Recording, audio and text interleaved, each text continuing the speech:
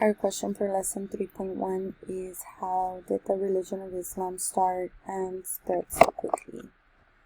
Islam started in 610 CE in the city of Mecca, which is located in the area of Arabia. Today it is a country of Saudi Arabia, and the Middle East is an area of Western Asia that's circled above, where most people are Muslim, they speak Arabic, and share a similar culture. Several countries in northern Africa are also considered part of the Middle East, and so they follow the religion of Islam, they speak Arabic, and they share some similarities in culture, and so they are also considered part of the Middle East, even though they're a different continent. And so, the religion of Islam started in Mecca in 610 CE by Muhammad. And the city of Mecca was already a bustling city and with a lot of trade, and it was also a religious center. So before this area was polytheistic, and so they believed in many gods, and so people would come and do pilgrimages here and to visit these idols and statues of their old gods. Okay, and there was also a lot of corruption and crime in the city, right? Like theft and gambling and drinking, and you would see enslaved people be bought and sold in markets in public and just be mistreated. And so Muhammad is from Mecca, and he was an orphan at a young age, and he grew up with his uncle, and he learned how to be a merchant, and he was very successful as a merchant, and he was also married.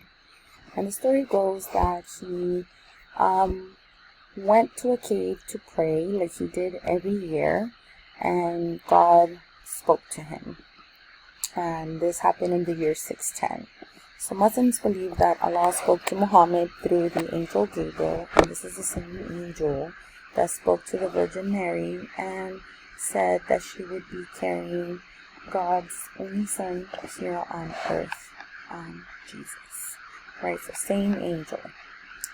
And he went and he told his wife, and he thought he was going crazy, and his wife believed him, and so she became like the first Muslim ever.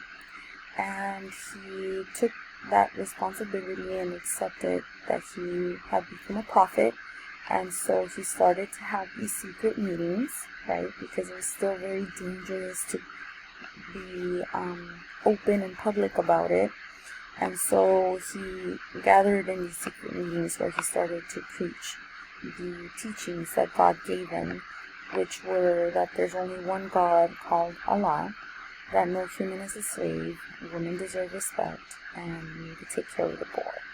So these are all ideas that are going to appeal or be of interest to a lot of groups of people, and so his teachings were beginning to spread and become popular. The Muslim leaders did not like this at all, right? They saw this as a problem.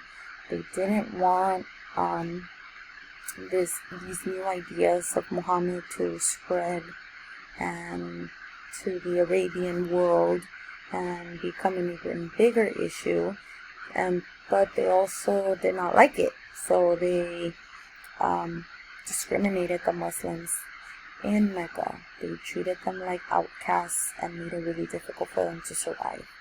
So they decided to leave the city of Mecca, and they ended up going to Medina and kind of staying there.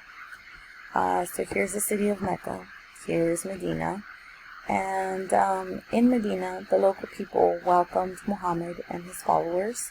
There, Muhammad built the first mosque or Islamic temple and began to work to separate Islam from Judaism and Christianity, which had originally influenced him.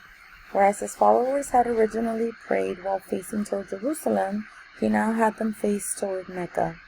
During this time, Muhammad and the Muslims also began to build a Muslim army to defend their people and their beliefs against the army of the leaders in Mecca.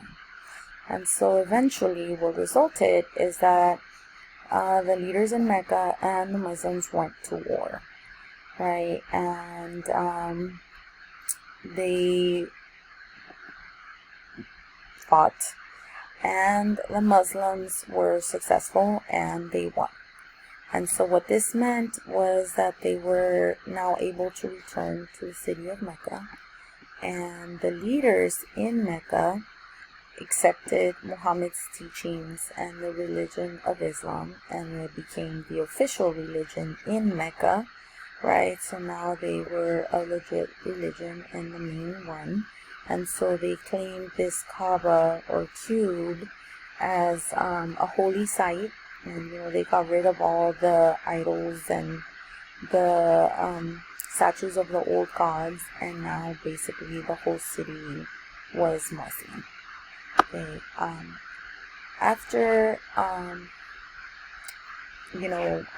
it officially became a religion in Mecca, under Muhammad, right, this is the orange area, future leaders began to conquer and add more territory.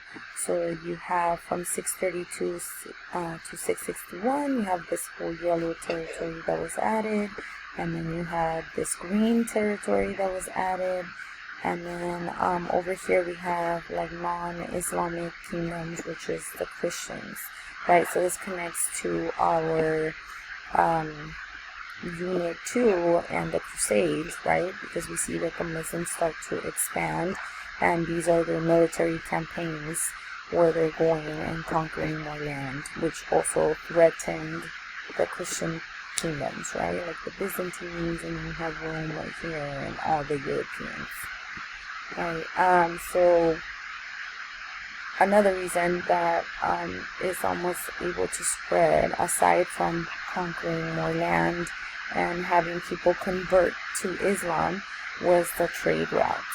As merchants went and did their thing in other parts of the Arabian Peninsula, they began to spread the teachings, and so that became interesting to other people who then chose to convert. So in a way, the merchants were a little bit like the missionaries, right?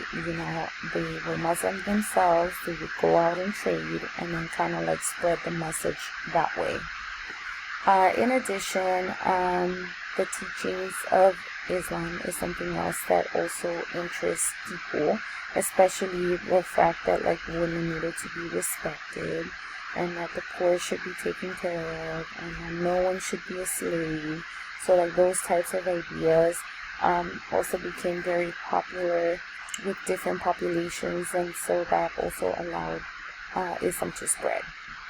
And so what that means is that today there's a part of the world that's mostly Muslim, which is here in the Middle East, right?